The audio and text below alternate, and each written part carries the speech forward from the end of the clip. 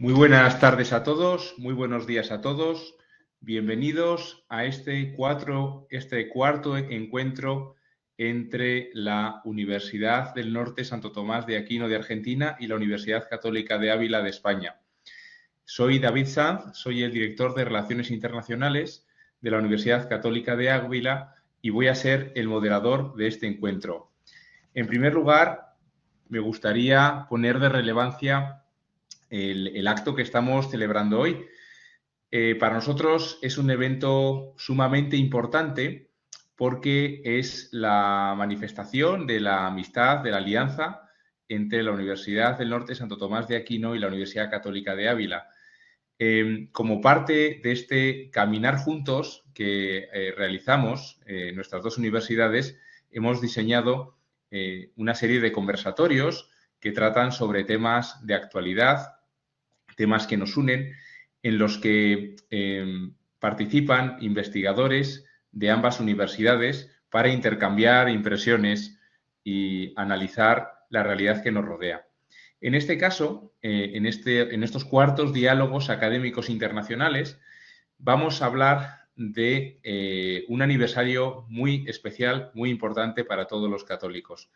Nuestro querido Papa Francisco ha cumplido ya 10 años de su pontificado y toca también echar una vista a todo el magisterio social que ha realizado, y hemos considerado que era muy interesante hablar sobre el magisterio social del Papa Francisco en continuidad doctrinal con sus predecesores, que es el título que hemos seleccionado para este encuentro. Es muy interesante, es muy importante, consideramos, este enfoque, porque, como bien sabemos, el Papa Francisco ha escrito mucho y a veces ha podido, o en ciertos, a veces se ha considerado que sus aportaciones han podido no ir en la línea de sus predecesores, pero no es así. Y este es el tema del que van a hablar los 4 expertos aquí reunidos, 2 de la Universidad del Norte Santo Tomás de Aquino y 2 de la Universidad Católica de Ávila. Nos acompaña hoy la doctora Marisa Pro y la doctora Catherine de Klerk de la Universidad Católica de Ávila y el decano Ricardo von Buren y el profesor Carlos Alberto Prado de la Universidad del Norte Santo Tomás de Aquino. Vamos a tratar 4 aspectos de este magisterio social del Papa Francisco. Vamos a hablar por un lado, vamos a hablar, como decía el gran conocedor de la doctrina social de la Iglesia, Ricardo von Buren, que nos acompaña hoy. Vamos a ir de más pequeño a más grande. Vamos a empezar hablando de aspectos relacionados con la familia. Posteriormente vamos a hablar de la política. Luego vamos a hablar de la cultura y finalmente hablaremos de la ecología integral. Los 4 expositores van a explicar durante 10-12 minutos el tema que han trabajado, que han estudiado, y posteriormente abriremos un coloquio entre los participantes y también entre el público. Bien, pues vamos a comenzar, si les parece, con la primera ponencia, que se titula El desafío de la familia y los desafíos para la familia en Amoris Laetitia. Esta ponencia ha sido elaborada por la doctora Marisa Pro. La doctora Marisa Pro, como he señalado, es profesora de la Universidad Católica de Ávila. Estudió la licenciatura de Filosofía en la Universidad Complutense de Madrid, realizando una estancia en Alemania. Posteriormente, cursó el máster en Estudios Avanzados en Filosofía en la Universidad de Salamanca, donde se doctoró en 2017. Ha realizado estancias postdoctorales en la Universidad Alemana Ludwig Maximilian Universität en Múnich. Cuenta además con la publicación de una monografía sobre Robert Spearman, titulada Introducción a la ética de Robert Spearman, en el año 2021. Asimismo, ha publicado algunos artículos filosóficos en revistas especializadas y capítulos de libros de carácter pedagógico. Finalmente, la doctora Marisa Pro es secretaria de la cátedra John Henry Newman en la Universidad Católica de Ávila. Muchísimas gracias, doctora. Le damos la palabra. Gracias.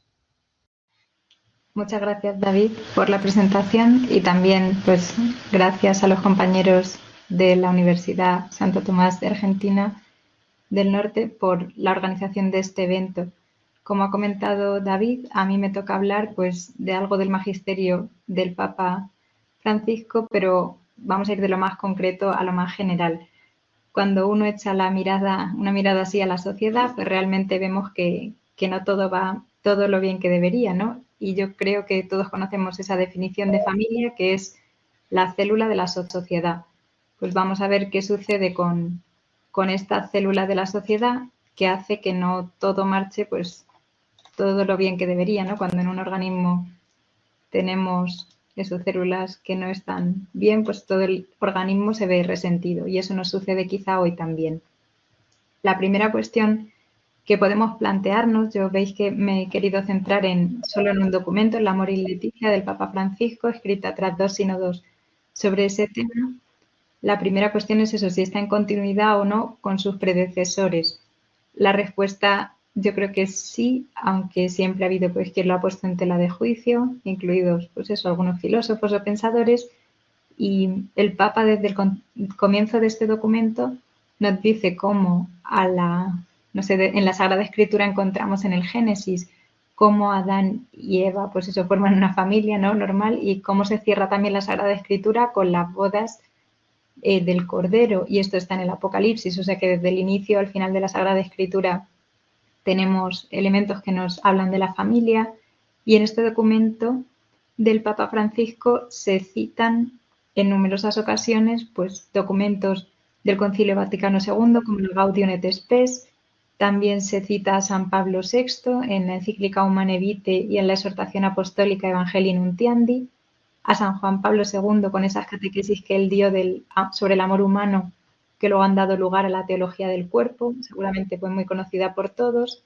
También hay alguna alusión a la Carta a las Familias, Gratissima Insane, y a la exhortación apostólica Familiaris Consortio.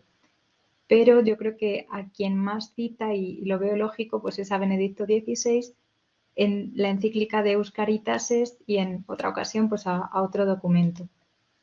Una vez que hemos respondido a que sí, efectivamente, o sea, este documento del Papa está en continuidad con todo el magisterio anterior, podemos hablar ahora de el desafío de la familia y uno se puede plantear, ¿no? ¿Por qué hablamos de desafío familiar? Pues yo creo que porque hablamos también de desafío del compromiso, de algo que no está de moda. Si nos vamos a buscar en la Real Academia de la Lengua Española qué significa la palabra compromiso, pues veremos que la cuarta acepción nos habla de la promesa de matrimonio y bueno, pues está bien que esto esté ahí, ¿no? El Papa insiste mucho en que el matrimonio es fruto o debería ser fruto de un discernimiento vocacional, es decir, de que yo me plantee si realmente está en mi camino y está en la persona. Tenemos aquí una cita, ¿no?, que nos dice el matrimonio es una vocación en cuanto que es una respuesta al llamado específico a vivir el amor conyugal como signo imperfecto, puesto que somos humanos, ¿no?, del amor entre Cristo y la Iglesia. Por lo tanto, la decisión de casarse y de crear una familia debe ser fruto de un discernimiento vocacional. Sobre esto habla por lo menos en 2 números más y yo concretamente pues diría, ¿no?, que nos preguntemos, ¿es este el camino al que uno está llamado? Y en segundo lugar, ¿es la persona esta que yo he elegido para recorrer el camino de mi vida? Porque el Papa, de manera así un poco graciosa pero muy realista, nos viene a decir cómo hoy en día este camino es de larga duración o de larga distancia, podríamos decir, porque vivimos más años y por lo tanto pues las décadas que voy a pasar junto con la otra persona van a ser más también. Y él dice, no podemos sentir lo mismo durante toda la vida, pero sí podemos comprometernos a, no sé, por la voluntad, pues mantener ese compromiso. Otro punto interesante de los que habla el Papa pues es la preparación al matrimonio, en qué debe consistir y qué debemos hacer si descubrimos que esta no era la persona con la que tenemos que compartir nuestra vida. Dice, la preparación debe darles, obviamente a los novios, la posibilidad de reconocer incompatibilidades o riesgos. De este modo se puede llegar a advertir que no es razonable apostar por esa relación, para no exponerse a un fracaso previsible que tendrá consecuencias muy dolorosas. Sobre esto podríamos pensarnos a qué complejo es cuando un matrimonio decide separarse o divorciarse, porque no solo se causan dolor uno al otro, no solo sufren uno y otro, también si hay hijos de por medio, los padres de cada cual, los amigos en común. Luego, si queremos evitar tanto sufrimiento a nivel social, tenemos que ir a la raíz, que es una buena formación durante el noviazgo. Y el Papa, ya veremos que esta encíclica está plagada de propuestas concretas, en este caso del noviazgo, pues hace un planteamiento de qué temas habría que tratar. Dice, de lo que cada uno espera de un eventual matrimonio, de su modo de entender lo que es el amor y el compromiso, de lo que se desea del otro, del tipo de vida en común que se quisiera proyectar, porque si yo como novio, como novia, en este tiempo de preparación no he compartido con el otro mis sueños, pues es muy difícil que en el futuro se puedan hacer realidad, ¿no? En el matrimonio, no es viable. ¿Dónde podemos aprender a formar una familia? Pues dice el Papa que lo más normal es que en nuestra propia familia sea donde aprendamos a formar una familia, pero como no existen familias perfectas, pues esto es un tanto complicado, ¿no? La realidad se impone. Y no existen familias perfectas, pues por el hecho de que tampoco ninguno de nosotros lo somos. Vamos a pasar ahora a hablar de los desafíos concretos que se plantean para las familias dentro del amor y Leticia. Y es que el Papa pues lo dice sin ningún tipo de idealismo ni romanticismo, ¿no? O sea, es muy realista con la sociedad de nuestro tiempo y pues pone de relieve cómo vivimos en una sociedad cada vez más individualista, cómo vivimos pues a un ritmo loco, frenético, casi podríamos decir, cómo casi todos experimentamos pues estrés, quizá por el demasiado trabajo que nos impide muchas veces compatibilizar nuestra vida laboral y personal, el que valoramos todo por parámetros de utilidad, de si me sirve o no me sirve, de que nos da miedo y está como muy de moda la juventud y en cambio pues envejecer nos cuesta a todos, envejecer al lado de otra persona y que me toque cuidarla nos puede dar mucho miedo. Como tenemos hoy en día a nuestra disposición, por desgracia, el poder acabar con la vida cuando están más vulnerables, sobre todo al inicio y al final, o en la enfermedad. O él habla de dificultades que puedan tener las familias con uno o varios miembros que estén enfermos, con hijos con discapacidad, con drogodependencia, hijos desagradecidos, que esto nos podría parecer algo como irrelevante, pero el Papa habla bastantes veces de la gratitud, el agradecimiento, el decirse gracias en familia, como eso da paz, da alegría. Las adicciones que todos podemos tener un poco de esto, ¿no? Las nuevas tecnologías. Habla también de cuando la muerte clava su aguijón para expresar pues el dolor que nos causa la muerte de un ser querido. Y por último, de algo quizá novedoso, ¿no? Como es el reto ecológico, de cómo en familia podemos aprender a cuidar la casa común. 3 desafíos concretos en los que no quisiera dejar de detenerme porque me parecen relevantes son, en primer lugar, la transmisión y custodia de la vida, de la fe. Aquí el Papa insiste, ¿no?, en que el hijo es fruto del amor y la familia ha de velar por la vida, no acabar con ella. Y eso sería como algo paradójico casi si en el seno de la familia no luchamos por la vida de cada uno de sus miembros.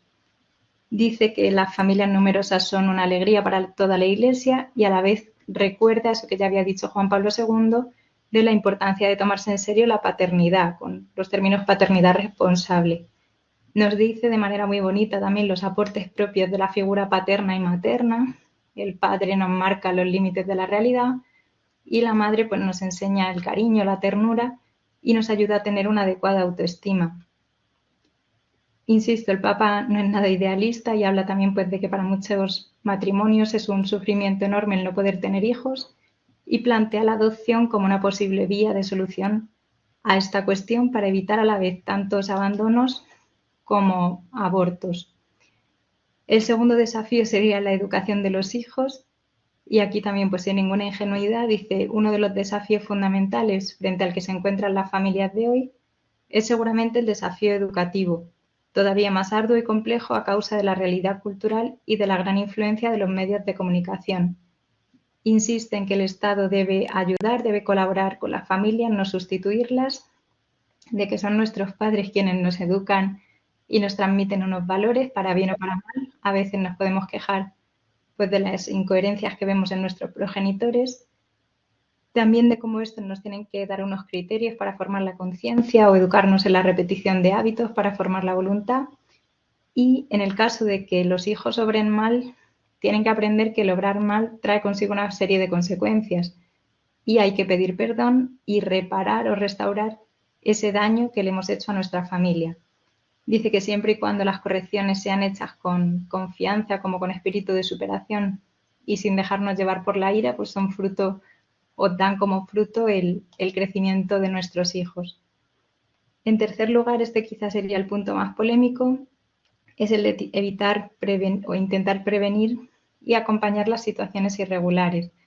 El Papa dice que pocos se casan, muchos se separan y hay pues muchas nuevas relaciones de manera rápida, ¿no? Habla de las posibles crisis que puedan surgir a los inicios, en la adolescencia, durante la crianza, cuando los hijos se van, cuando hay que cuidar a los padres de uno y otro, y que se sale de casi todas estas crisis siempre que se quiere y que los hijos no tienen que pagar pues los platos rotos de la ruptura entre los padres. Algunas propuestas concretas, yo aquí invitaría a que cada uno nos quedemos al menos con una para ir finalizando, ¿no? Él habla de la necesidad de guiar a aquellos que quieren comprometerse. Por ejemplo, aquí en la Universidad Católica hay un grupo de novios y se preparan anualmente para el matrimonio acompañados por otros, y dice que el noviazgo no es solo para entretenerse ni distraerse, sino para conocerse bien. El acompañamiento durante los primeros años de la vida matrimonial, el ir creando una rutina y madurar juntos, atención a usar demasiado la tecnología y olvidarnos de los que tenemos en casa, querer a la familia y amigos del cónyuge es una muestra de amor hacia él, tratarnos con el lenguaje amable de Jesús, perdonarnos unos de otros, evitar criticar al cónyuge, darse tiempo de calidad y para eso haberse formado bien previamente, haber tenido reflexión, lectura, no sé, alguna experiencia que contar al otro, entrenarse para la entrega del propio cuerpo, de la propia persona, y si surgen momentos de dificultad, pues dejarse ayudar por otros, familiares o especialistas. Como consideraciones finales, yo tomo una de las iniciales de la exhortación, dice el Papa, que cada uno se sienta llamado a cuidar con amor la vida de las familias, pues este también es mi deseo.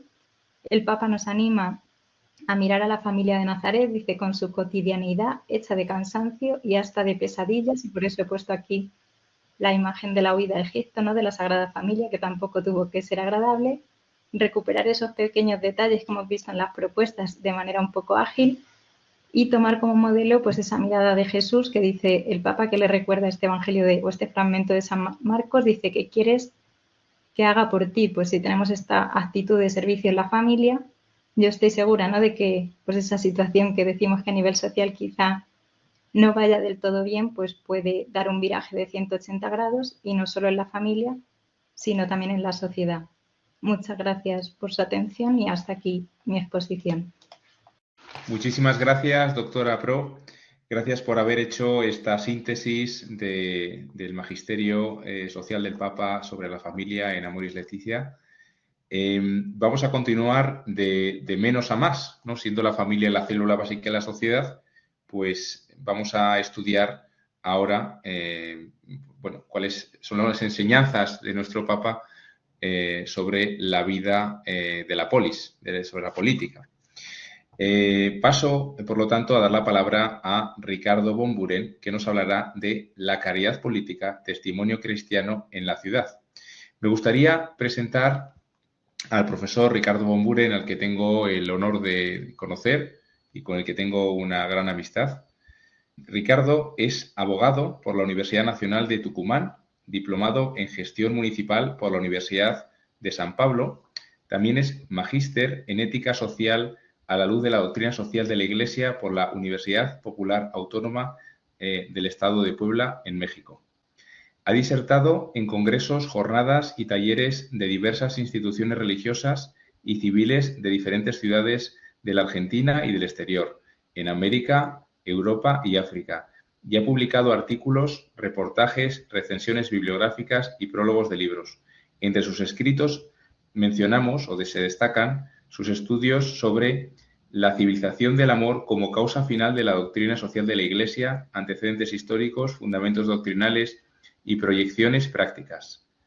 Por otro lado, Estado y libertad religiosa en la doctrina social de la Iglesia, el desafío de nuestro tiempo, confesionalidad, laicidad, neutralidad y aseidad. Y adicionalmente, el misterio de Cristo en el proyecto de Dios sobre la creación, clave hermenéutica de Laudato Si. Y adicionalmente, el libro La doctrina social de la Iglesia y la pluralidad de sus fines. El profesor Ricardo von Buren imparte cátedra en diferentes materias, entre las que se destaca Teoría del Estado y Derecho Político, Filosofía del Derecho y Doctrina Social de la Iglesia, todas ellas en la Universidad del Norte Santo Tomás de Aquino. Asimismo, es director del Instituto para el Estudio y Difusión de la Doctrina Social de la Iglesia, Enrique Sou. También es coordinador general de las jornadas sociales que se realizan desde 2013 y también es director ejecutivo de la Diplomatura en Doctrina Social de la Iglesia. De 2016 se desempeña como decano en la Facultad de Ciencias Jurídicas Políticas de la Universidad del Norte Santo Tomás de Aquino. Muchas gracias, Ricardo. Cuando quieras puedes comenzar. Muchas gracias, David. Muy buenas tardes a todos. De acuerdo al programa del encuentro, voy a referirme a la caridad política, testimonio cristiano en la ciudad. La temática de la caridad es uno de los ejes centrales de la doctrina social de la Iglesia, que Francisco ha colocado entre sus prioridades pastorales y cuyo fundamento se remonta al mensaje social de Jesús. Les doy un mandamiento nuevo: ámense los unos a los otros, así como yo los he amado. Voy a desarrollar mi posición siguiendo los 3 pasos de la virtud de la prudencia: ver, juzgar y actuar, tan apreciada por la enseñanza y la praxis social católica. Primero vamos a registrar los lugares en los que Francisco y el magisterio anterior se refieren a la caridad política, sea utilizando esa expresión o bien otras análogas. Luego explicitaremos en qué consiste la caridad política y finalmente expondremos algunas orientaciones de cómo aplicarla en nuestro tiempo. La reflexión sobre la caridad recorre transversalmente la obra de Francisco. Aparece en su primera encíclica, Lumen Fidei, en la que dedica el capítulo 4 al plano social de la fe y su relación con la caridad. Su interés por el tema se aprecia también en el documento programático de su pontificado, Evangelii Gaudium, o en sus catequesis Curar el Mundo, sobre la doctrina social de la Iglesia, impartidas durante la pandemia. Pero es en sus 2 encíclicas sociales, Laudato Si y Fratelli Tutti, donde desarrolla extensamente su enseñanza sobre la caridad o el amor político. Si recorremos el magisterio social de Francisco, podemos identificar cuáles son las fuentes directas en las que se inspira. El influjo más fuerte es el ejercido por la encíclica Caritas in Veritate, en la que Benedicto XVI reflexiona sobre la dimensión social de la caridad y su impacto sobre la vida de la polis. Lo hace explayándose acerca de lo que había expuesto sobre la caridad política en la encíclica Deus Caritas Est. Por su parte, el Compendio de la Doctrina Social de la Iglesia, publicado en el pontificado de San Juan Pablo II, es otra de las fuentes directas de Francisco. Este documento, al que el Santo Padre remite habitualmente para profundizar seria y orgánicamente el estudio de la enseñanza social católica, despliega en varios pasajes su mirada sobre el tema que nos convoca. Y finalmente, la tercera instancia magisterial que inspira a Francisco es Pío XI, que es el Papa que introduce la expresión caridad política en el discurso de la doctrina social de la Iglesia.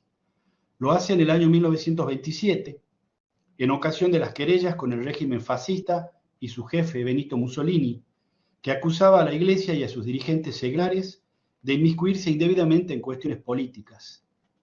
Pío XI rechaza la acusación y proclama la legitimidad de la labor de los laicos en el mundo, instándolos a practicar la caridad política en los ámbitos públicos de las ciudades. Los papas posteriores como Pío XII, San Juan XXIII, San Pablo VI o San Juan Pablo II, si bien no usan la locución caridad política, se refieren a ella con los términos amor o misericordia. Incluso San Pablo VI ha acuñado la expresión civilización del amor, es decir, civilización de la caridad, para señalar el norte del apostolado social de la Iglesia contemporánea, cuya finalidad es impregnar con el espíritu del Evangelio todo el orden temporal, instaurándolo en Cristo. Vistos los lugares en los que el magisterio social católico se refiere a la caridad o amor político, podemos pasar a la explicación del sentido de la expresión. Hablamos de caridad política, es decir, de la virtud teologal de la caridad. Su objeto es amar a Dios sobre todas las cosas y al prójimo como a uno mismo. Se trata de una fuerza infundida por Dios en el alma que hay que distinguir de virtudes naturales, adquiridas por el solo esfuerzo humano, como la filantropía o la beneficencia. Solo la caridad permite dar hasta que duela, como pedía Santa Teresa de Calcuta, e incluso amar al enemigo y llegar al extremo de entregar la vida por él, como lo hizo Jesús. La caridad es una virtud superior a la justicia, puesto que esta última consiste en dar al otro lo suyo. En cambio, la caridad nos mueve a dar al otro lo mío, libremente y con alegría. Históricamente, el alto pensamiento griego descubrió que la justicia política es una forma de la amistad, relación interpersonal que consiste en hacerse recíprocamente el bien por pura benevolencia. Jesucristo sublimó esta virtud natural de la amistad porque consideró que amando al prójimo, a quien Dios ama, se ama a Dios mismo, siendo este amor al prójimo la virtud sobrenatural de la caridad fraterna. En consecuencia, para los que siguen con su conducta a Cristo, la justicia política asume la naturaleza de caridad fraterna. Y esta caridad, que abraza a todos los miembros de la comunidad, se designa caridad política. De ahí que Benedicto XVI enseñe: el compromiso por el bien común, cuando está inspirado por la caridad, tiene una valencia superior al compromiso meramente secular y político. Los actos caritativos concretos pueden dirigirse a una sola persona, pero pueden orientarse también hacia un conjunto de personas reunidas en la célula básica de la sociedad, y podremos hablar entonces de caridad familiar, o a un grupo social, y estaremos frente a la caridad social, que en su mayor y más alta expresión se transforma en caridad política, porque tiene por objeto a toda la sociedad, la polis. No resulta extraña, a la luz de lo expuesto, la afirmación de Francisco: la política, tan denigrada, es una altísima vocación, es una de las formas más preciosas de la caridad, porque busca el bien común. Finalmente, luego de ver los lugares del magisterio que hablan de la caridad política y de explicar en qué consiste, podemos indicar algunas orientaciones prácticas para ejercitarla donde cada uno de nosotros se encuentra situado por la providencia. Francisco enseña que el ejercicio de la virtud política, inspirada en la caridad, permite edificar la paz social de dos modos: uno arquitectónico y otro artesanal.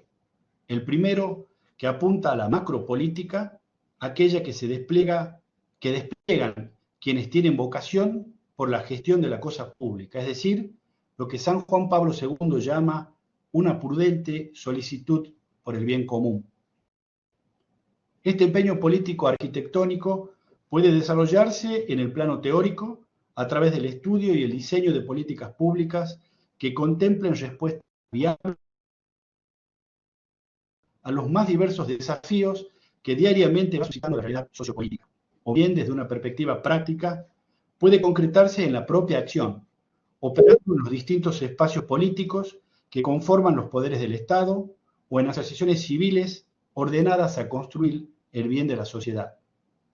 Se trata, también en palabras de San Juan Pablo II, de la multiforme y variada acción económica, social, legislativa, administrativa y cultural, destinada a promover orgánica e institucionalmente el bien común. Pero además de la macropolítica, la caridad puede aplicarse en la micropolítica, que es la que llevan adelante diariamente y de modo silencioso cada uno de los ciudadanos insertos en sus propios ambientes de amistad, familiares, deportivos, recreativos, sociales y profesionales. Trabajan allí políticamente, a veces sin saberlo, porque sus esfuerzos influyen indirectamente sobre el bien de la polis y lo hacen de manera artesanal, en lo pequeño, en los detalles, haciendo las cosas más ordinarias de manera extraordinaria. Las dos vías para encarnar la calidad política, la arquitectónica de la macropolítica y la artesanal de la micropolítica, no son compartimentos estancos, sino que deben confluir en una tarea conjunta. Los políticos deben trabajar arquitectónicamente, pero de un modo artesanal, y los ciudadanos deben hacerlo artesanalmente, pero con una mirada arquitectónica, puesta en el bien común.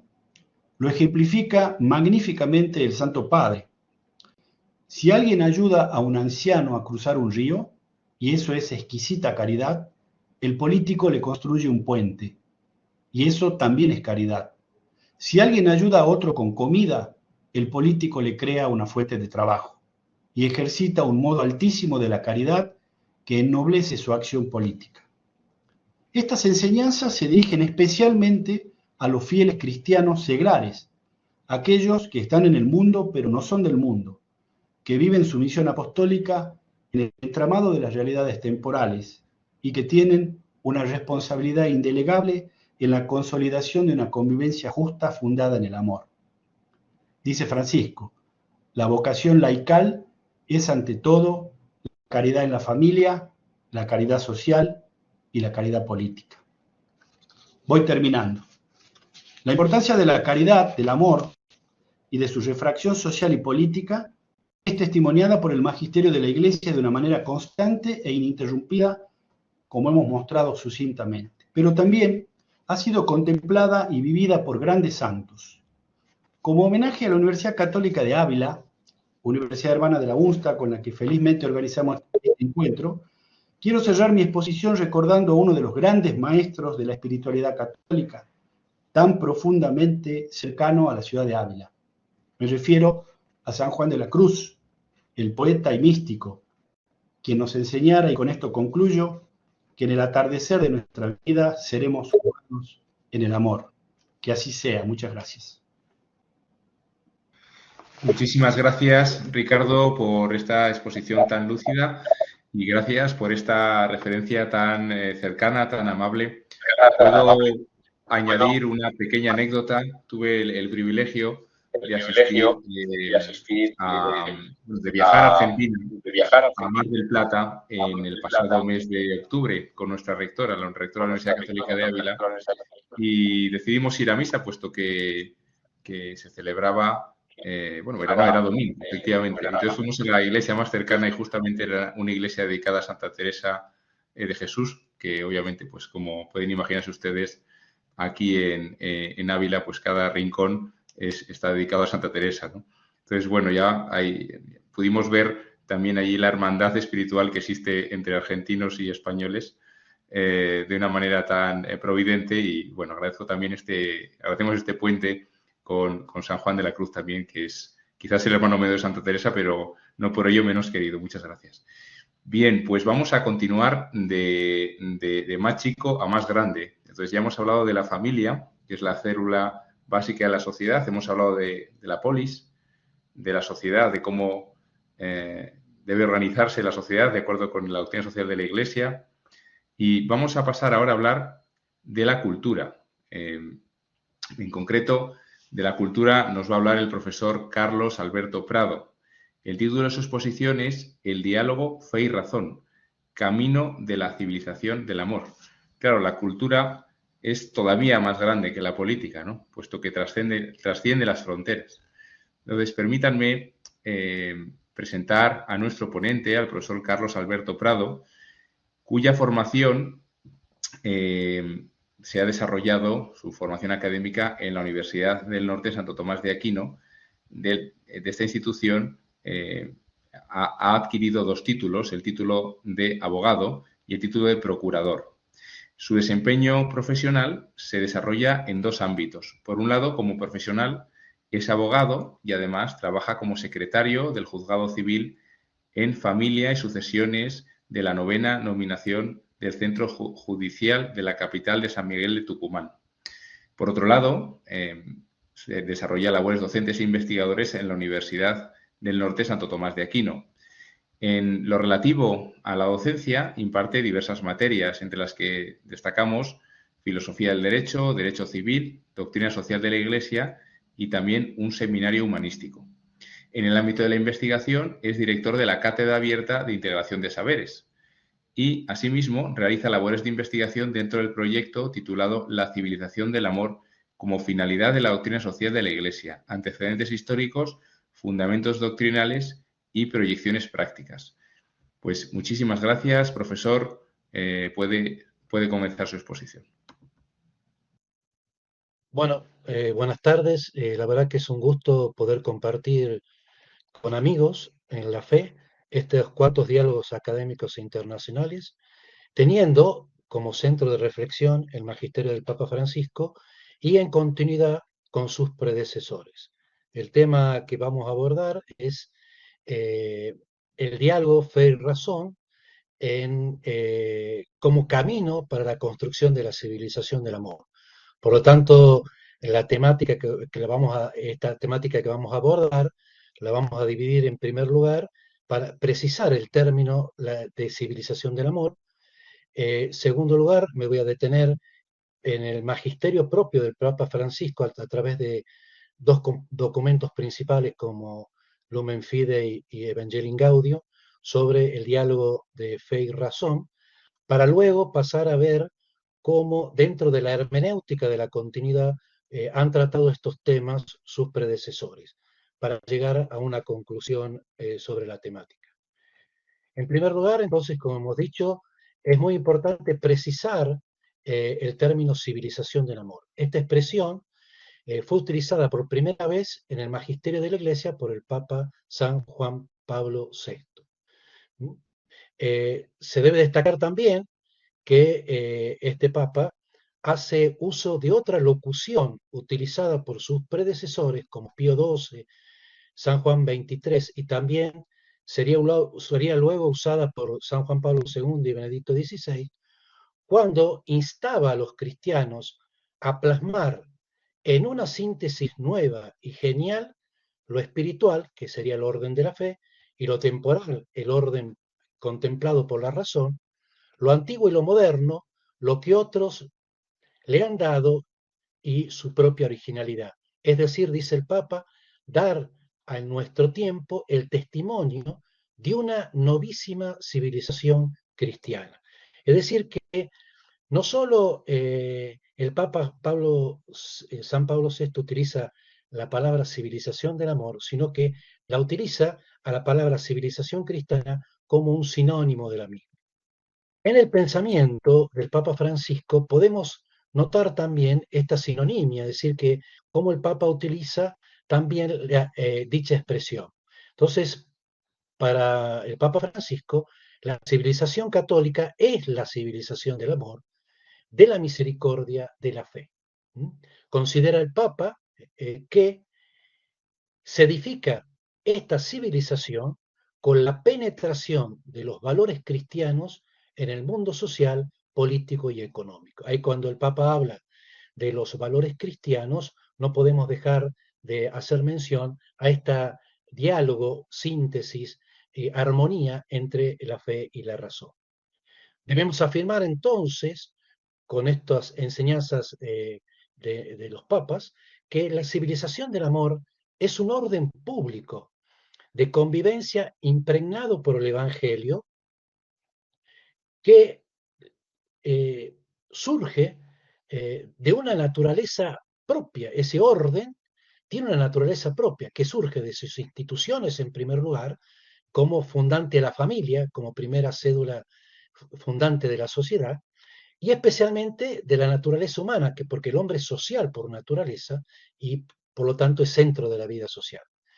El magisterio de la Iglesia no se cansa de reconocer entonces la capacidad del hombre para descubrir este orden que hay en la civilización por la luz de la razón, pero a la vez es consciente de que la lesión producida en el hombre por la caída en el pecado original ha debilitado sus potencias superiores, es decir, tanto la inteligencia como la voluntad y también su afectividad. lo que hace necesario el auxilio de la gracia para sanar y elevar, a su vez, la naturaleza humana al orden sobrenatural. La constitución, entonces, de esta civilización del amor, que procure reconocer a Dios revelado por Cristo, no es algo accesorio a la fe, sino que es un mandato que surge de las Sagradas Escrituras, como la afirma poéticamente el Papa Francisco. Las manos de la fe se alzan al cielo, pero a la vez edifican en la caridad una ciudad construida sobre relaciones que tienen como fundamento el amor de Dios. Lumen Fidei, número 51.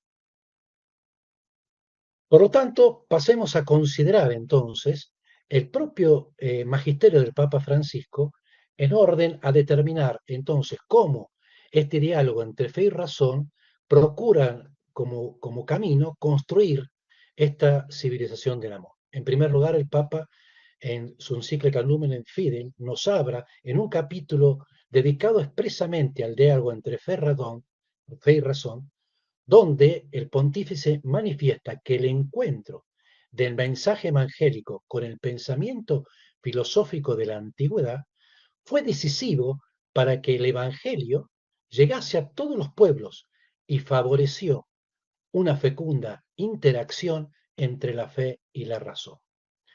Más adelante, en la misma encíclica, el Papa nos amonesta a recuperar, en primer lugar, la conexión íntima que hay fe con la verdad. En atención, dice el Papa, aquí hay una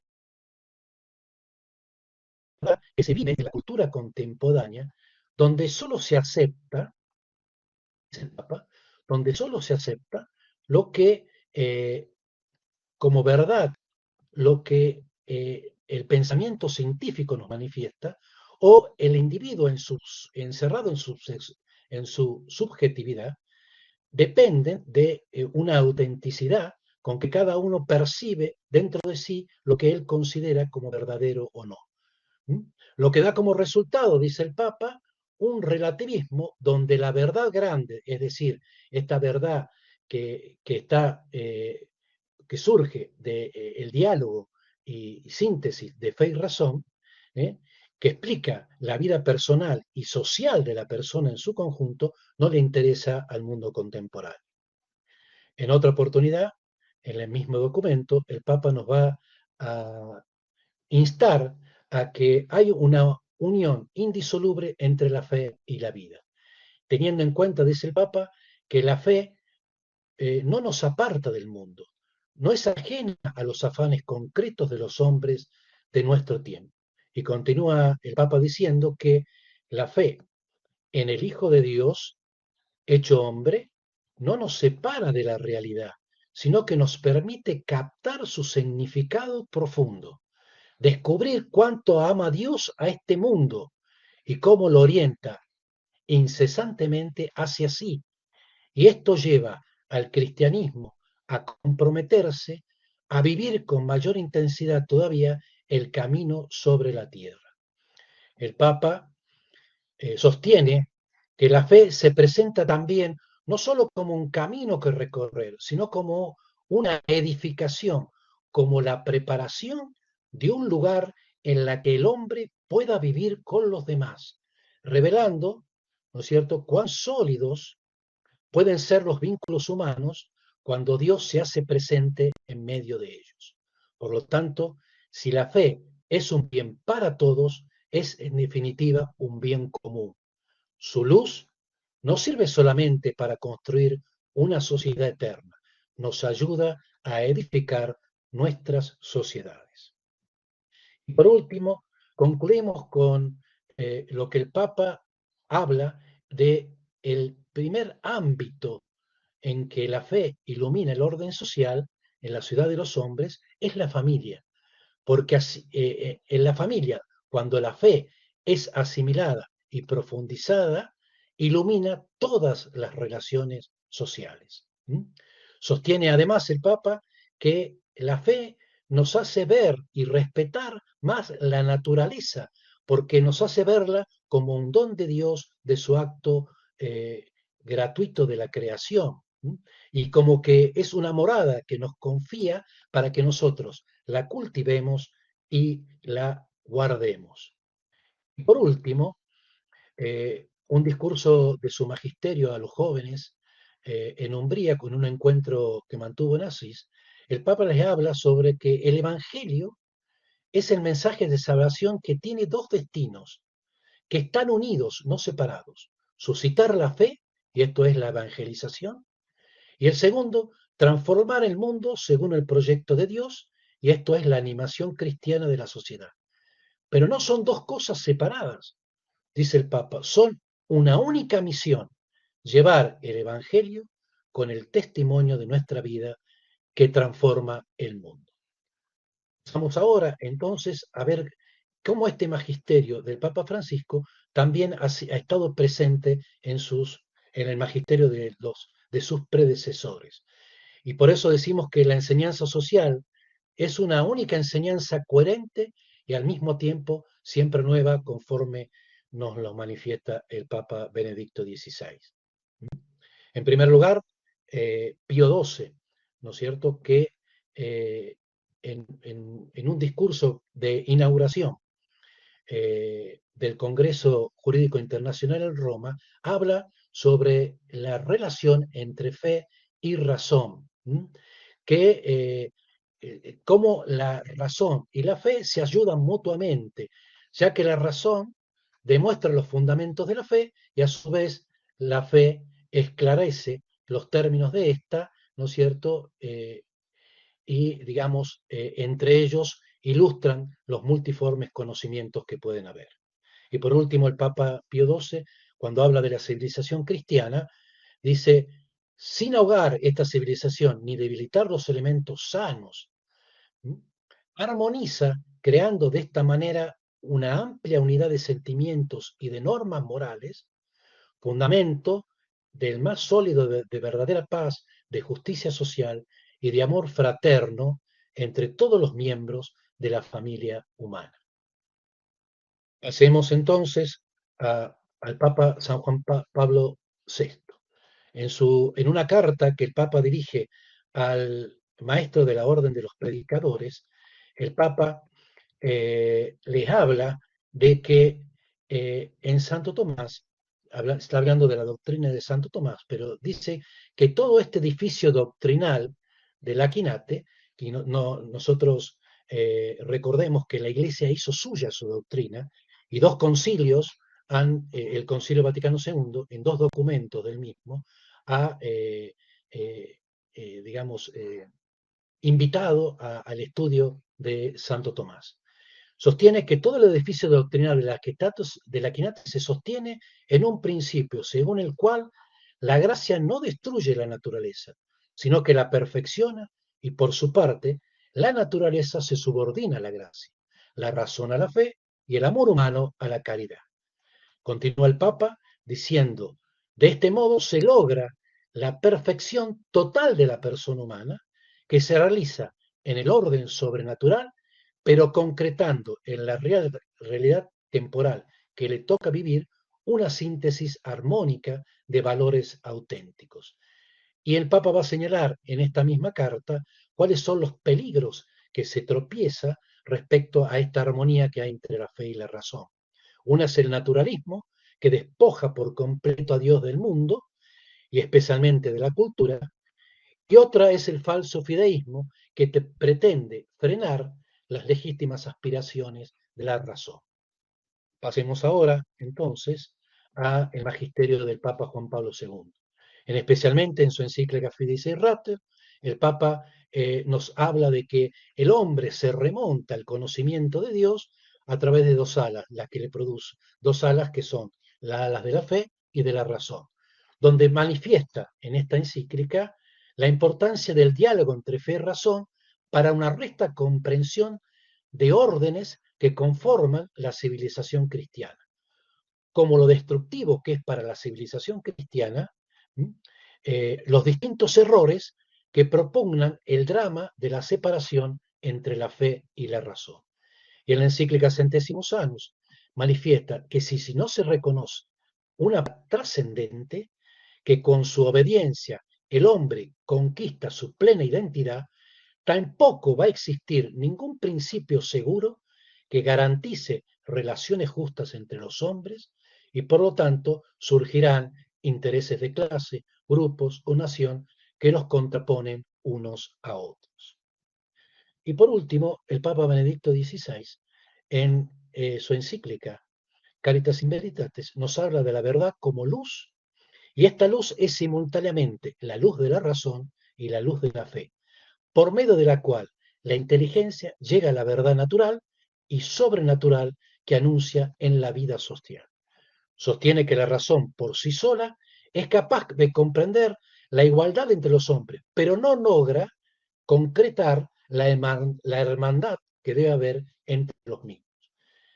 Por lo tanto, vemos cómo es unánime en el sentir del magisterio de los papas en presentar como un peligro alarmante el proclamar la fragmentación de los saberes basados en la separación y contradicción entre la fe y la razón para la construcción de la civilización del amor, presentando soluciones efectivas para solucionar esta crisis presente en la cultura actual. Y ya para terminar, como conclusión, nosotros podemos pensar que ante la crisis que nos rodea en el orden social, donde no se ve plasmado esta armonía entre la fe y la razón y por lo tanto no se proyecta en todas las instituciones del orden social, puede haber en nosotros un desánimo, como por ejemplo las mujeres cuando llegaron al sepulcro y encontraron que el sepulcro estaba vacío y se desesperaron porque no sabían dónde habían puesto al maestro. Y se le aparecen los ángeles y les dijeron que no estaba aquí, que ha resucitado y recordar todo lo que él les dijo. Entonces, en este momento de sosiego, nosotros tenemos que recordar todo lo que Dios nos ha manifestado a través de las dos verdades que Él nos ha revelado, las verdades estrictamente que tienen que ser reveladas porque no las puede conocer la razón, y las verdades que por una necesidad moral las ha revelado, pero que el hombre las puede conocer por la razón natural, para que podamos construir esta civilización del amor. Por lo tanto, como nos dice el Papa Juan XXIII, es la doctrina social de la Iglesia, nos ayuda a, debemos aprender y practicar esta doctrina social personalmente, pero, dice el Papa, y utiliza un verbo, una calificación muy especial, dice, pero debemos convencernos de su eficacia. Podemos estudiar mucho los documentos, capaz que podemos ponerlo en práctica, pero si no estamos convencidos de que verdaderamente las enseñanzas de los pontífices son eficaces, no vamos a poder construir esta civilización del amor. Muchísimas gracias. Muchísimas gracias, profesor, por compartir su ciencia con todos nosotros. Muchas gracias por esta clarividente exposición. Vamos a, por lo tanto, ir a por la cuarta presentación, que correrá a cargo de Catherine Declercq y se titula La Iglesia en defensa de la ecología integral. Vamos de más chico a más grande. Hemos pasado por la familia, hemos pasado por la polis, ahora hemos pasado ya por la cultura, como la fe se hace cultura, y finalmente vamos a hablar de cómo el ser humano puede o debe convivir o cómo debe cuidar la casa común. Catherine nos va a hablar, la doctora Catherine Declercq, de este tema. De hecho, ella es una de las personas que organizaron un congreso que se celebró en 2022 justamente sobre este tema, que se tituló Congreso Internacional sobre Humanismo y Transición Ecológica, en el que se invitaba a reflexionar sobre justamente las enseñanzas del Papa Francisco en relación al cuidado de la casa común. Paso a presentar a la doctora Catherine Declercq. Catherine es graduada en Ciencias Empresariales Internacionales con doble diploma entre la Reims Management School de Francia e ICADE Universidad Pontificia Comillas en España. También es licenciada en Ciencias Eclesiásticas por la Universidad Eclesiástica San Dámaso de Madrid y licenciada y doctora en Derecho Canónico por esta misma universidad. Su tesis doctoral, titulada La enseñanza de la teología en las universidades católicas, contribución a la nueva evangelización, obtuvo la calificación de summa cum laude. Ha trabajado un par de años como defensora del vínculo y promotora de justicia en el Tribunal Eclesiástico de Madrid y actualmente es profesora de asignaturas de Humanidades y Teología en la Universidad Católica de Ávila. Como investigadora, ha proseguido su labor en temas relacionados con la teología, la educación católica y el derecho canónico o la vida consagrada y es miembro de la Cátedra John Henry Newman y de la Cátedra de Estudios sobre la Mujer. Podemos destacar entre sus numerosas publicaciones 4 de ellas: La formación integral en la vida consagrada, reflexiones a la luz de la Constitución Apostólica Veritatis Gaudium, en 2019, El Papa Francisco y los derechos humanos, en 2020, Educar más que instruir, la urgencia de una educación integral en la enseñanza superior en el siglo XXI, en 2021, y Santa Teresa y la formación integral en 2021. Gracias, doctora Catherine de Clercq. Tienes la palabra. Muy bien, muchas gracias, David. Muy buenas tardes y buenos días a los que estáis en el continente americano. Bueno, voy a hacer un breve repaso rápido del tema de la ecología y cómo ve la Iglesia. Bueno, primero, ya desde el inicio del origen del primer libro de la Biblia, en el Génesis, capítulo 1, 27 a 31, se observa ya un puesto destacado del ser humano con respecto a la creación. Dios crea al hombre a su imagen y semejanza y les manda ser fecundos, multiplicados, llenar la tierra, someterla, dominar los peces del mar, las aves del cielo, todos los animales que se mueven sobre la tierra. Les coloca en el jardín del Edén con ese encargo de cuidarlo, custodiarlo, administrarlo y trabajarlo para el bien de toda la humanidad. Dios, por tanto, ha creado la tierra y los bienes que contiene para todo el género humano, para satisfacer las necesidades básicas y ha confiado esa responsabilidad a la humanidad para que pueda seguir aportando para las demás generaciones en el futuro. Observamos ya que los primeros papas de la doctrina social de la Iglesia, desde León XIII hasta San Pablo VI, propiamente no abordan directamente el tema de la ecología. Al principio se centran más en la cuestión del derecho natural a la propiedad privada y también la relación con el principio del destino universal de los bienes.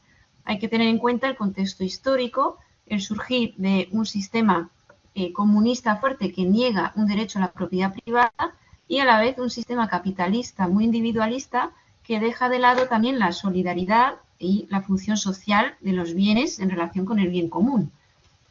El Papa León XIII ya subraya en su encíclica Rerum Novarum que Dios ha dado la tierra para uso de todos y disfrutarla para todo el género humano y que eso no se opone a la propiedad privada, pero no quita a dicha propiedad que tenga una función social a la común utilidad de todos, ¿no?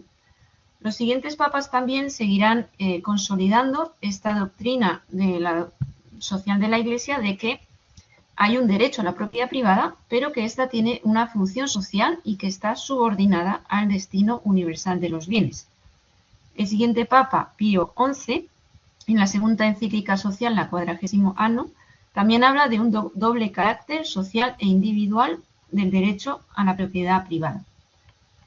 El siguiente papa, también Pío XII, también alude en varios de sus radiomensajes a también de nuevo el derecho originario sobre el uso de los bienes materiales y que ese derecho a la propiedad privada debe ser vivido según el designio del creador y lo dispuesto por la naturaleza.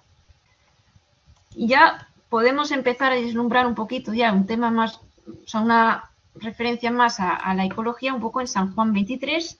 Provenía de una familia humilde de agricultores y en su encíclica Mater et Magistra tiene un especial interés justamente por la situación difícil de los agricultores y sale al paso también en defensa de la natalidad, de la vida humana frente a teorías malthusianas, subrayando que la naturaleza tiene una capacidad casi inagotable de producción y que el ser humano tiene inteligencia para descubrir nuevas energías o maneras de aprovechar los recursos naturales.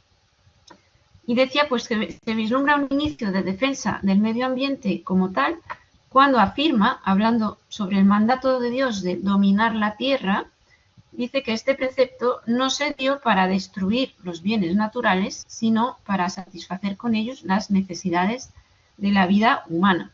De alguna manera, pues ya está diciendo que también hay que cuidar el medio ambiente porque estamos cuidando también al ser humano.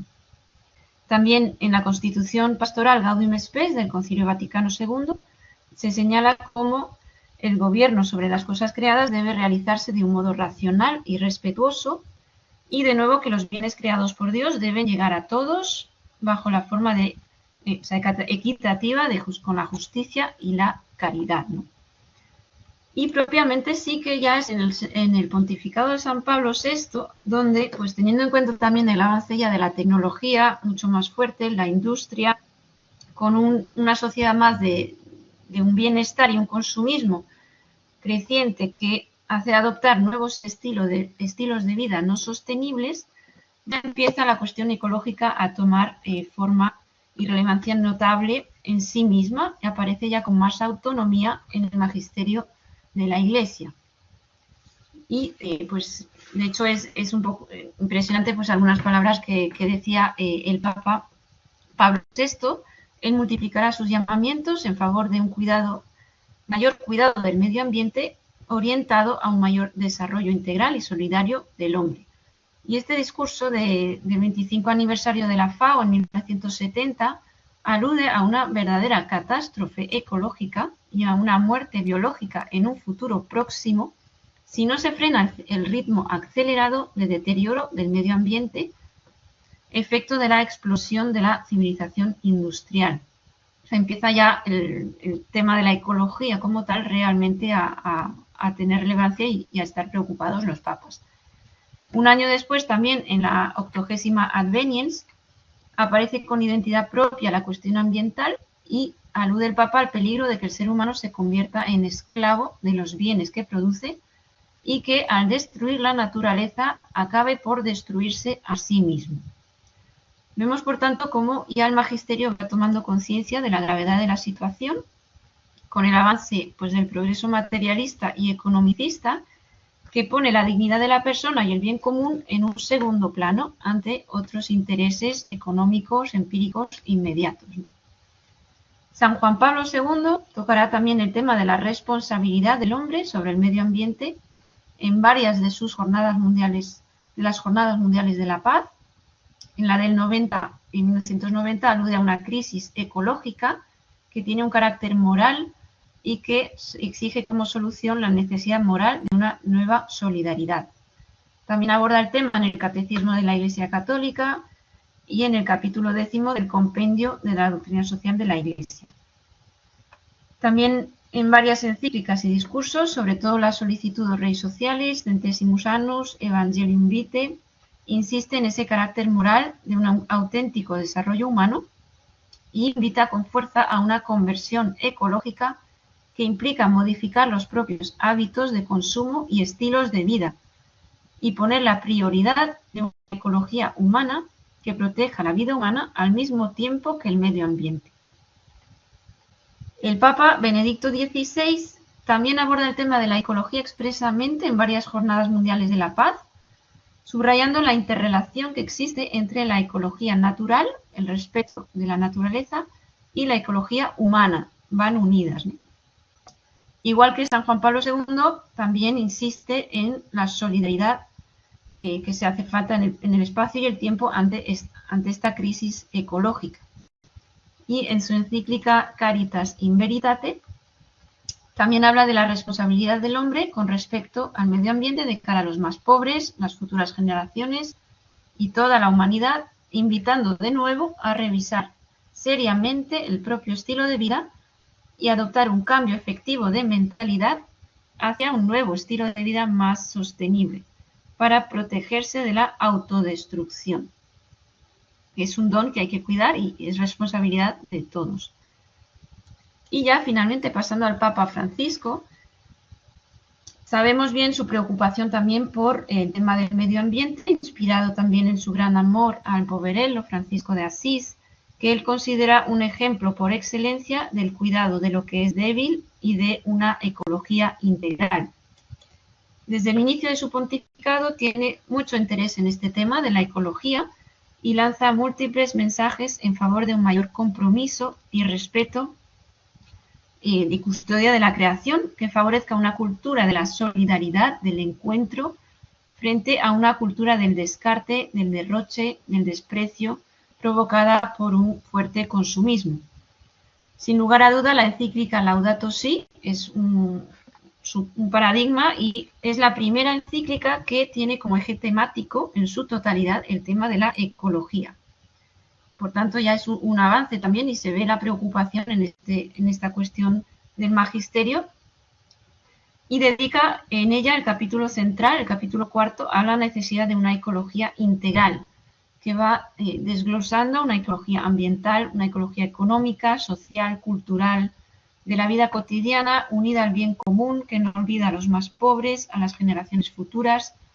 Realmente, pues muy amplio, aborda el tema de la ecología integral y apunta que no hay dos crisis separadas, una ambiental y otra social, sino una sola y compleja crisis socioambiental, y que las líneas para la solución requieren una aproximación integral para combatir la pobreza, devolver la dignidad a los excluidos y simultáneamente cuidar la naturaleza. Considera que esta cuestión ecológica es realmente un desafío urgente.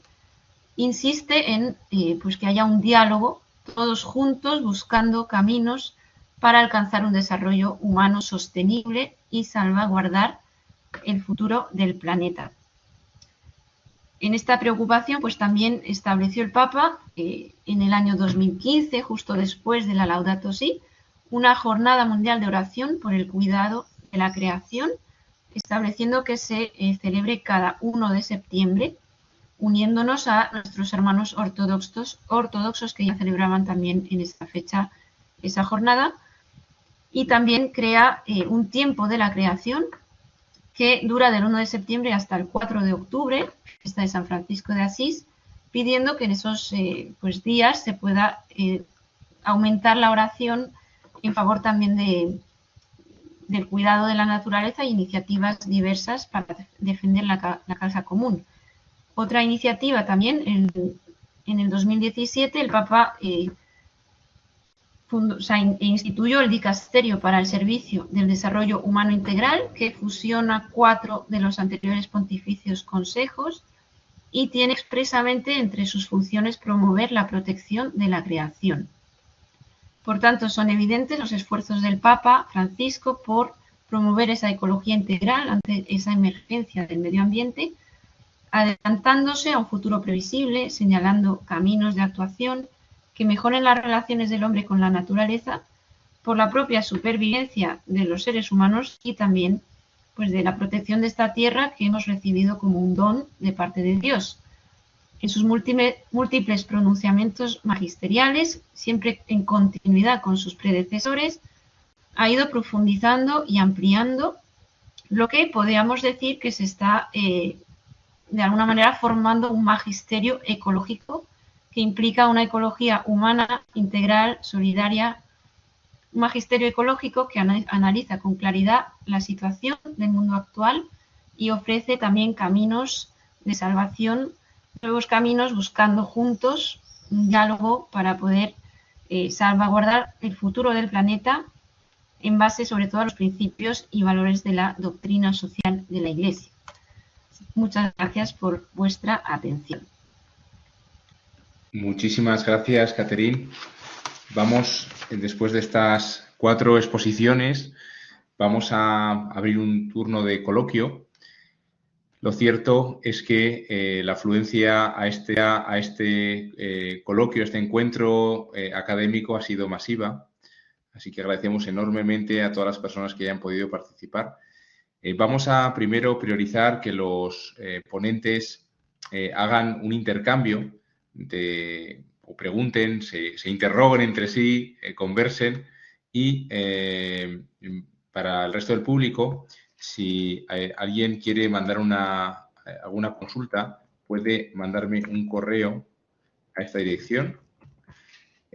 Aunque, como digo, lo cierto es que sois, afortunadamente, la afluencia es tan grande que ciertamente pues Si hay tiempo para alguna pregunta del público, probablemente podrá ser una o dos como mucho, ¿no?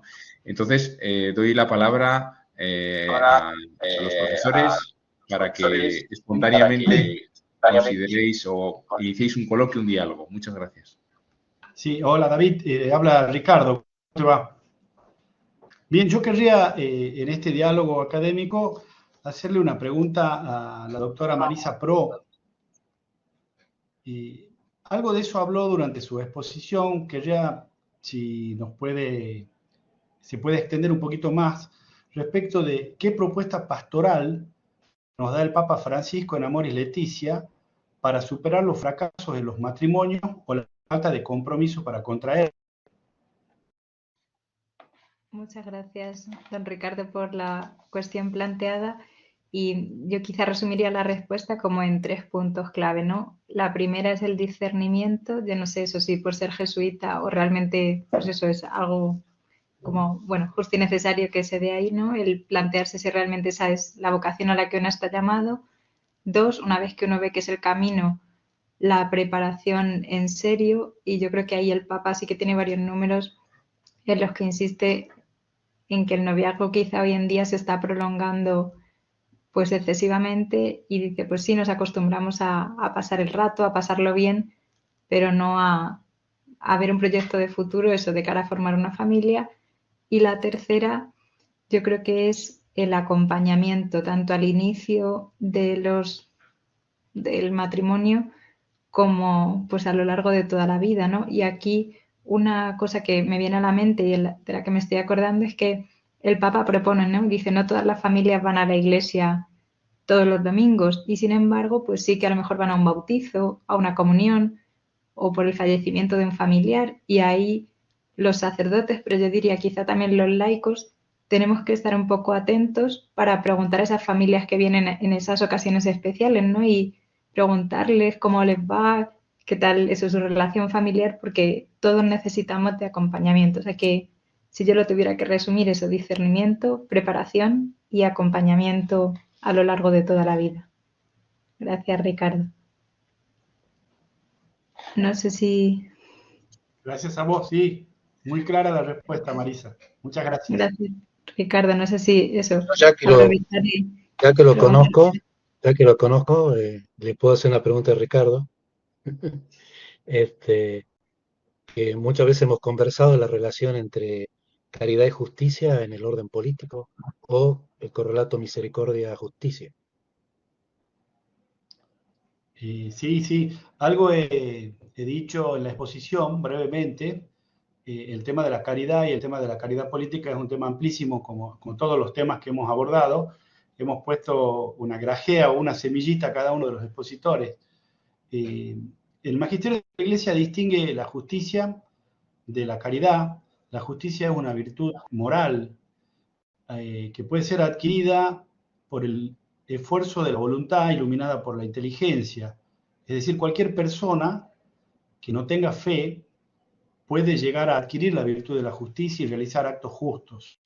En cambio, la caridad no es una virtud meramente humana o natural, no se puede adquirir por el esfuerzo humano, sino que necesariamente es un don, es una gracia infundida por Dios en el alma de aquel que está disponible para recibirla. De manera que son dos niveles distintos en cuanto a la capacidad que tiene la persona para actuar en pos del otro. Por eso decía yo en la exposición que a veces se confunde la caridad o el amor cristiano con la fraternidad o con la beneficencia, que son dos hermosas virtudes que ha cultivado el pensamiento antiguo y en Grecia y en Roma hemos visto cómo han florecido.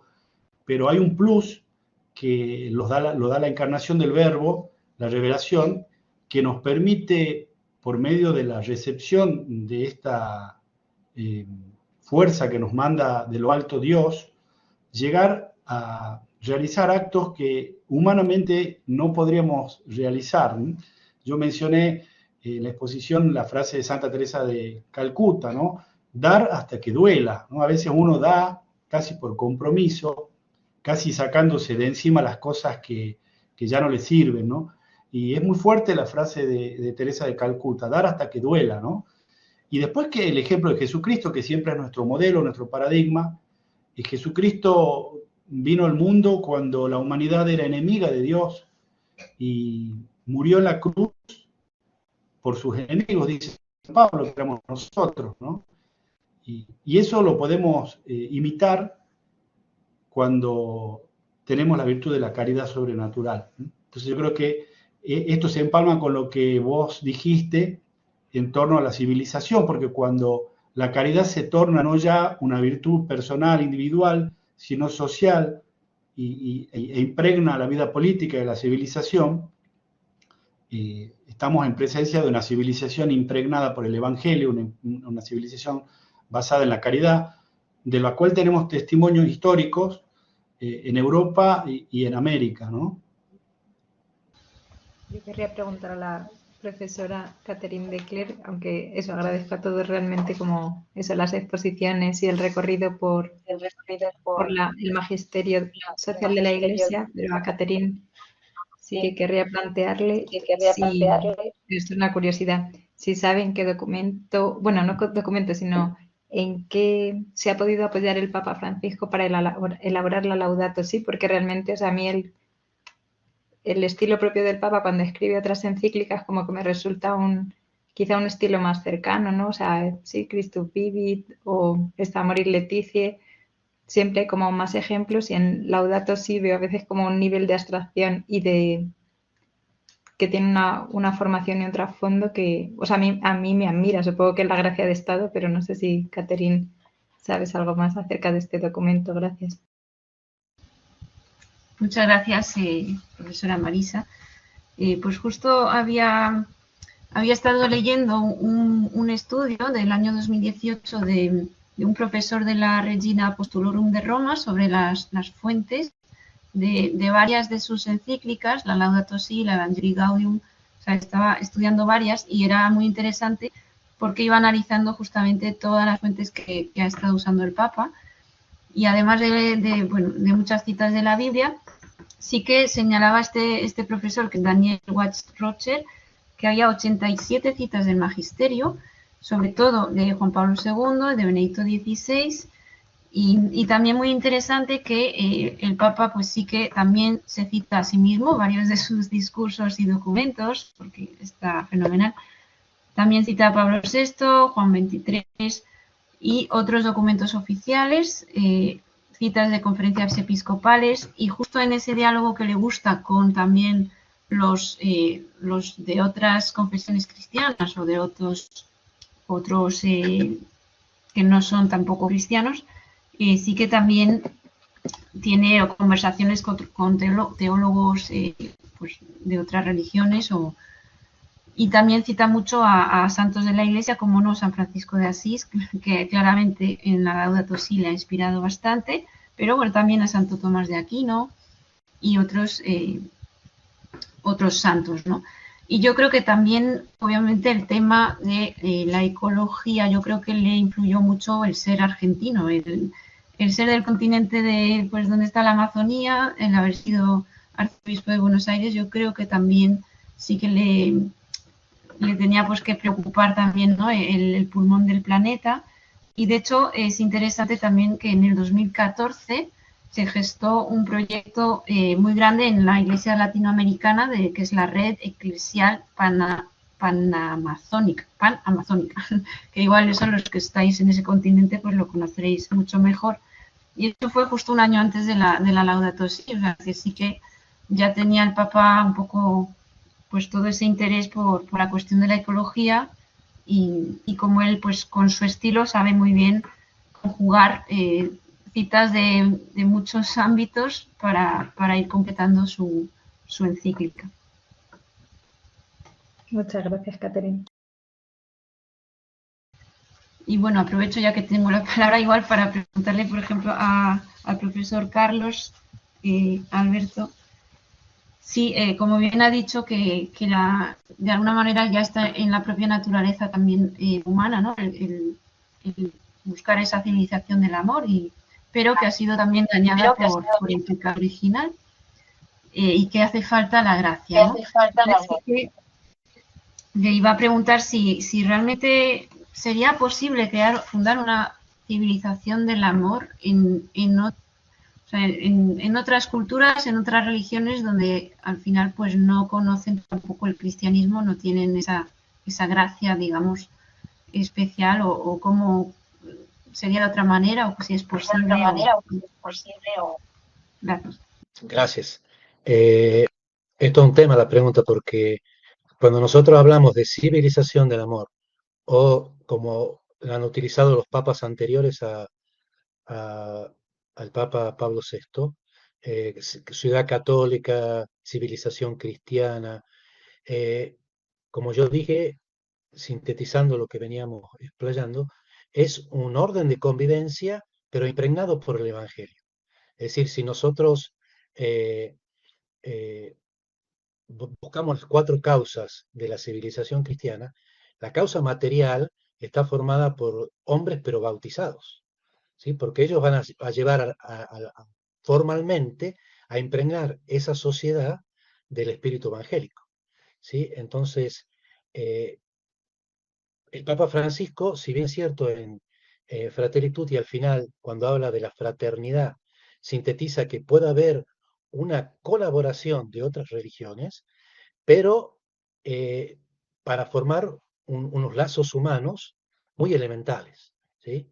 Porque nosotros sabemos que se puede naturalmente cumplir los 10 mandamientos, pero hasta cierto punto, no por mucho tiempo, dice Santo Tomás, porque la naturaleza humana está caída y necesita de la gracia, ¿sí? Entonces es un aguijón que tenemos que nos hace necesitar del auxilio divino para perfeccionarnos, no solo en el orden natural, sino también en el orden sobrenatural. ¿Sí? Entonces, construir una sociedad sin el Evangelio, que sea un orden de convivencia, ¿no es cierto?, donde los hombres puedan verse como hermanos, ¿no es cierto?, sería creo que muy difícil. No sé si he podido contestar la pregunta. Todavía tenemos tiempo, ¿no es cierto?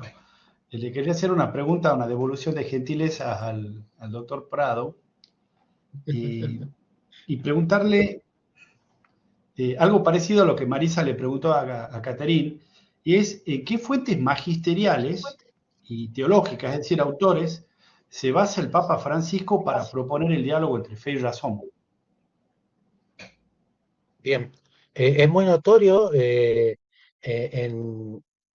Lumen Fidei, recurre, sobre todo en el capítulo el capítulo expreso del diálogo entre fe y razón, en primer lugar a San Agustín, donde el Papa sitúa la vía de San Agustín, cómo empezó con esa búsqueda de la verdad para llegar a la verdad máxima, que es la verdad sobrenatural. Y después también en una parte habla de cómo el Papa está hablando de la fe como luz que ilumina, y recurre a un pasaje cuando Santo Tomás explica la visión que tuvieron los apóstoles de Cristo resucitado. Entonces recurre a Santo Tomás de Aquino. Son los 2 autores en que más acentúa su discurso el Papa Francisco. Pues yo también podría devolver la pregunta a la profesora Marisa, pero ya por mi parte, puede ser. Pues sí, podría destacar algún elemento propio del Papa Francisco en el tema justo familia, matrimonio, que sea como una impronta suya especial, porque obviamente recoge el magisterio de la Iglesia, pero añade algo que podríamos decir que sea más personal del Papa, bueno, propio suyo. Sí, yo quizá aquí señalaría 2 puntos. Gracias, Catherine, por la cuestión. Una, el tema del acompañamiento en situaciones irregulares, que eso ha sido como muy criticado. Él habla de una gradualidad en la pastoral en un mundo en el que eso, pues no todo el mundo cree, no todo el mundo, no sé si no tiene facilidad para acceder a los sacramentos, no tiene la formación necesaria quizá, y él insiste mucho como en la cercanía hacia estas personas y eso, y presentarles progresivamente el mensaje de Cristo. Y por otro, algo que enlaza muy bien, creo, con tu ponencia, es que él plantea, ¿no?, que se trabaje también la ecología en la familia, ¿no? Y él dice cómo en la familia nos podemos replantear los hábitos de consumo para cuidar la casa común, que yo encuentro realmente bonito, ¿no? O sea, me parece eso como enternecedor, cómo cuidar mejor lo que tenemos. Esas serían pues, las dos cuestiones, ¿no? Ecología y acompañar en situaciones difíciles.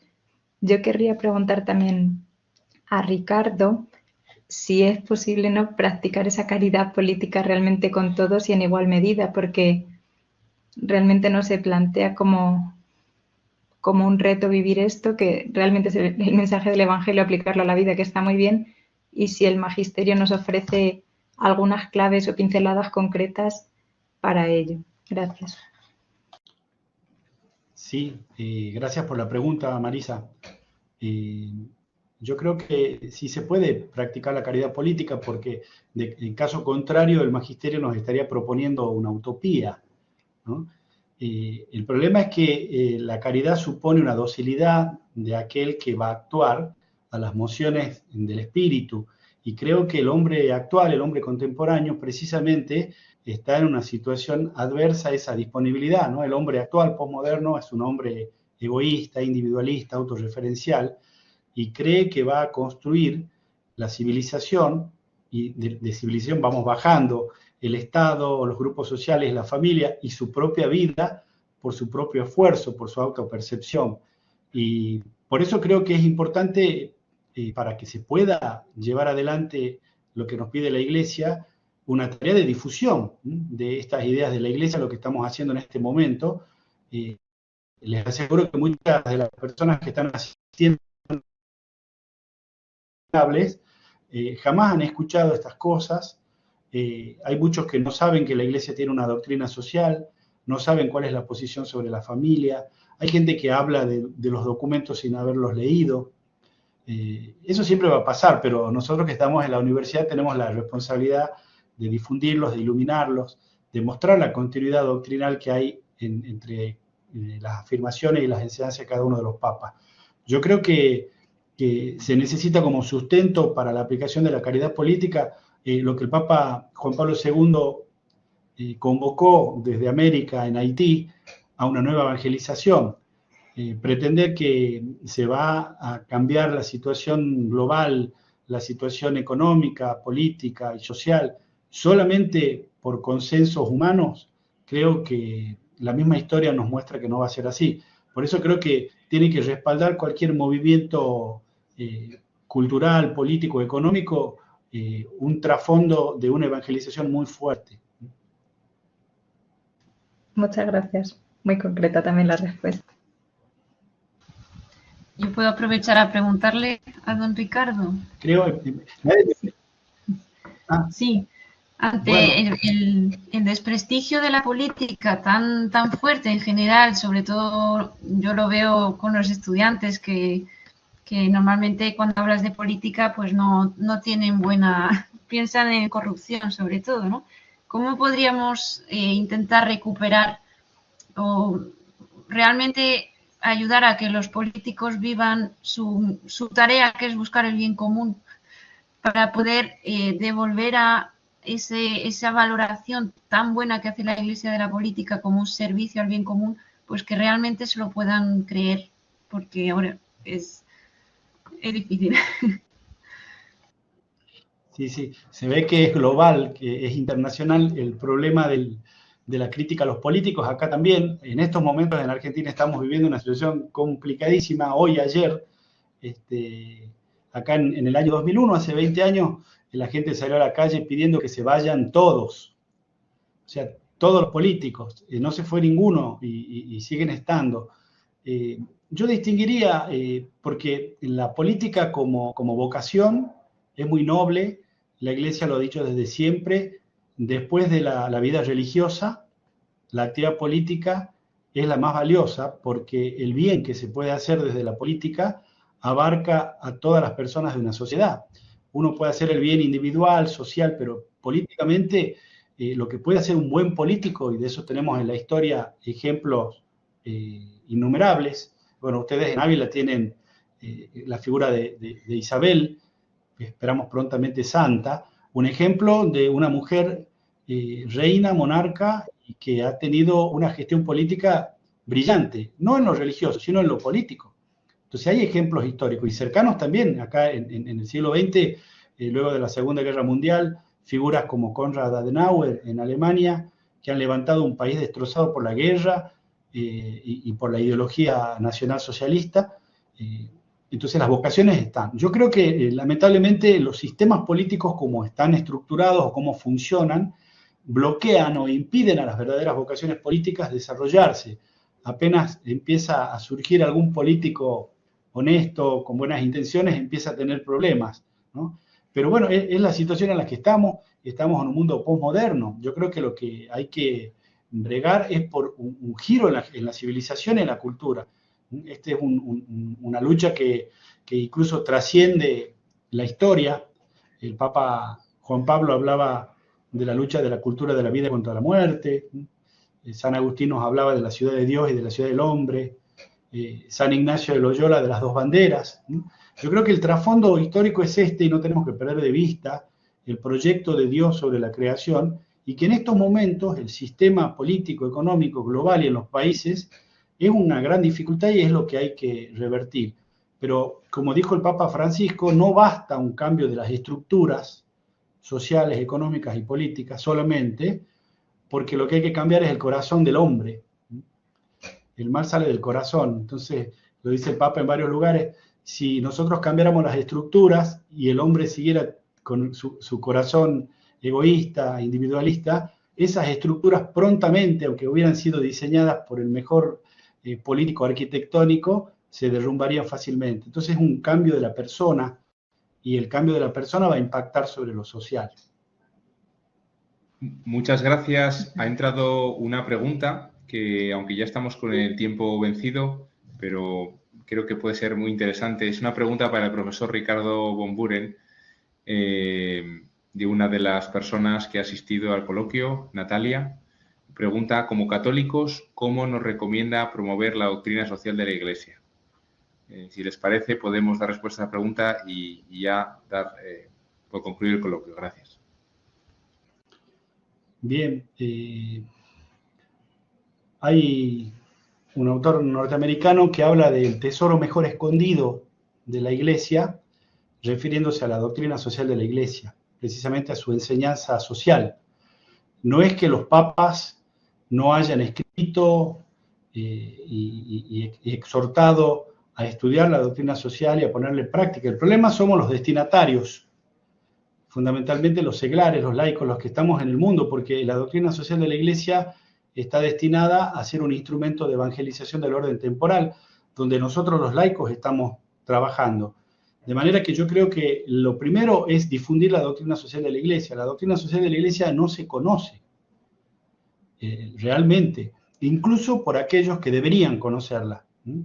Se habla de ella, se la menciona, a veces políticamente es correcto o beneficioso hablar de la doctrina social, pero no existe un conocimiento profundo. Hay casi, se hace una suerte de reverencia formal respecto de la doctrina social de la Iglesia, queda bien mencionarla en algunos discursos, pero en la realidad práctica es que no se la conoce. Entonces lo primero sería generar muchos espacios para que se difunda la doctrina social de la Iglesia.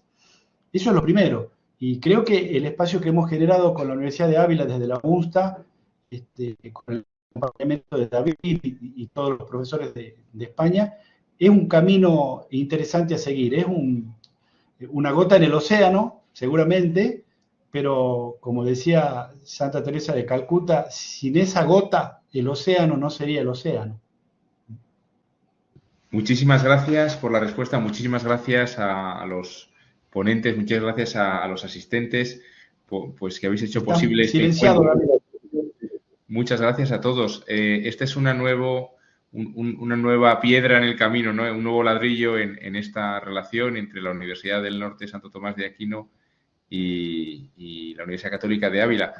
Y bueno, ya que estamos en familia, en confianza, podemos hacer incluso 2 anuncios adicionales, puesto que hemos programado otros 2 coloquios, otros 2 encuentros académicos internacionales que se anunciarán próximamente como 2 pequeños proyectos más, pero también hay un gran proyecto que va un poco en relación a la referencia que ha hecho Ricardo en hace unos minutos sobre Isabel la Católica. Estamos justamente elaborando ya un proyecto grande que es organizar un congreso internacional entre nuestras dos universidades sobre la figura de Isabel la Católica y el descubrimiento de América. Es algo que nos une, es una figura apreciada tanto en Argentina como en Ávila o en España también, y tenemos en ambas universidades muy buenos investigadores que trabajan el legado de esta gran reina, ¿no? Bueno, pues este será un gran proyecto que esperemos que tenga mucho éxito y bueno, será anunciado próximamente. Bueno, muchas gracias a todos los participantes, especialmente a los ponentes, y por mi parte finalizaría el coloquio. Gracias. Muchas gracias. Muchas gracias. Un saludo.